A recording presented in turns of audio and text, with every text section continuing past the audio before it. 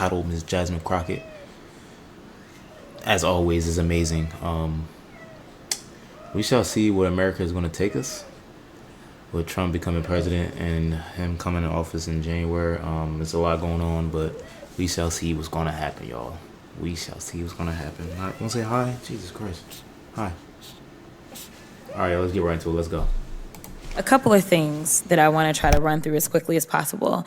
Are you familiar with NOAA? NOAA, the National Oceanic Atmospheric Administration? Yes. Yes. And out of curiosity, you obviously knew what NOAA stood for.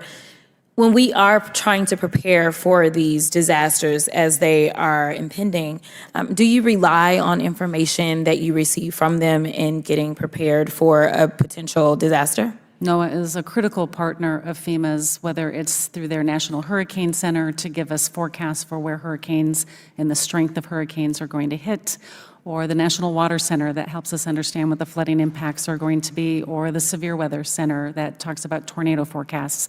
All of this is important to make sure that, one, we can inform individuals that are in harm's way, but also help us prepare and pre-position our resources to support any immediate response needs. Thank you for that. So you'd agree with me that any administration that would decide that it wants to get rid of NOAA, that would probably make your job that much more difficult? Without the scientific data that we get from NOAA to help us make decisions and warn the public, it would make that job more difficult. Okay, I want to talk about money, and I want to talk about it a lot here in a minute. Listen, we had a vote that was right before these terrible hurricanes that we've been talking about, Milton and Helene, came in. And in that particular vote, we had an opportunity to decide how much funding was going to go to FEMA. And it is my understanding that on this committee, we had a few members that decided that they were not going to vote in support of that funding. I don't know how closely you follow, but we had a number of members who actually served not only on this committee, but they serve in states that have been mentioned, such as Tennessee, North Carolina, South Carolina, and Georgia. Republicans are notorious for taking credit for bills that they voted against, but now that they got the House, Senate, and the presidency, it's a little bit more difficult for them to do that. It's my understanding that as of November 13th, FEMA has delivered over 16 million meals, over 18 million liters of water, over 3,000 rolls of blue roof sheeting, over 700,000 gallons of fuel, and additionally, FEMA has delivered over 2,000 tractor-trailer deliveries containing critical supplies. Do you have any reason to have any discrepancies about those numbers? No. In addition to that, it's my understanding, you're right, that over 671,000 households impacted by Hurricane Helene have received over $503 million from FEMA's Serious Needs Program, and over 218,000 households impacted by Hurricane Milton have received over $145 million. Yet and still, we had members on this committee. It looks like we had, there were 82 members that opposed the bill to fund when we knew that this was coming, thanks to NOAA. And 19 of the 26 Republicans on this oversight committee voted against the bill to keep FEMA funded, and 9 are in states that were directly hit.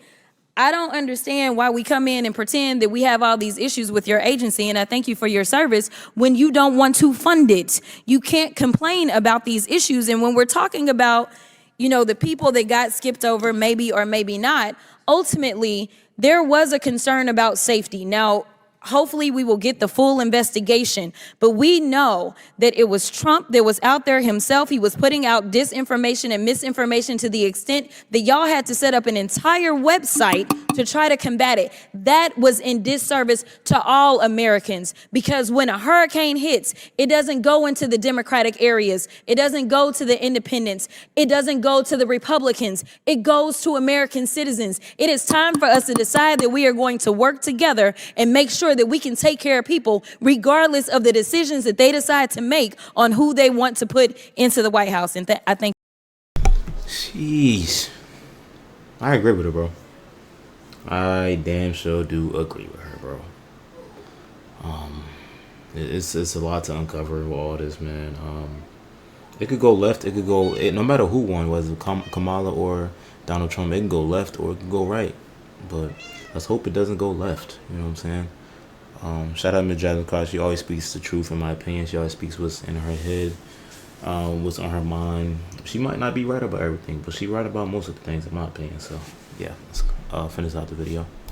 Thank you for your service, and I yield. I know when you pass one of these laws, the transportation secretary gets calls, gets letters from members of Congress saying, can you please make sure this project in my district, in my town, gets funded? Have you been getting those requests as secretary from Republicans who voted against this? All the time. Yeah, absolutely. Why don't you just run out to a microphone every day you Oh, get it's so one of those? tempting. It's so tempting. But, President Biden made it clear to this administration that we're not going to punish Americans, constituents, for the behavior of their Oh, representatives. sure. No, so but I we mean, do a please project punish the because it's a good people who project. voted against it. Well, we're certainly going to call them out. Republicans always use Democratic spending packages as an opportunity to pretend to their constituents like they're, small government, anti-woke, and all that BS. But at the end of the day, their constituents desperately need help, whether it be in infrastructure or response to natural disasters. And now that Donald Trump has been elected a second time, of course he's going to pretend like Joe Biden's economy is his economy, just like he pretended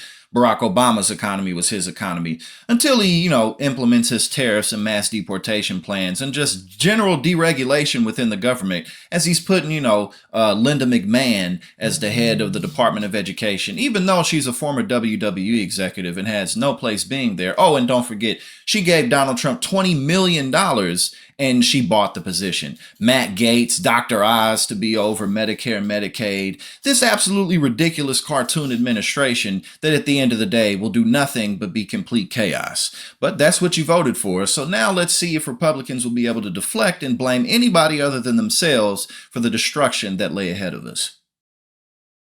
Did not know that lady paid Donald Trump to be in her position she's in right now. And she was a WWE executive. Wow, I have a lot to uncover and learn, because Jesus Christ. Can you stop jumping on me, please? Thank you. Yeah, Jesus Christ. Did not know she paid for that. That is insanely crazy. I did not tell me that in this comment. Y'all let me know what's going on in this comment section, y'all. Golly, we shall see what America and Donald Trump is going to take us. After January, man, the mass deportation is insane. I wonder what they're going to go by. Like, even if you have citizenship, they just going to deport you anyway because you're, Spanish or whatever. Just going to deport anybody. That's insane. Yeah, y'all, make sure y'all like, comment, subscribe. Even though the election is over, we still posting videos. We're still watch every video. Every video is important. Like I said, comment, subscribe, hit that notification bell so you're notified when I upload. Yeah, y'all. Love y'all. Peace and love, baby. And we out.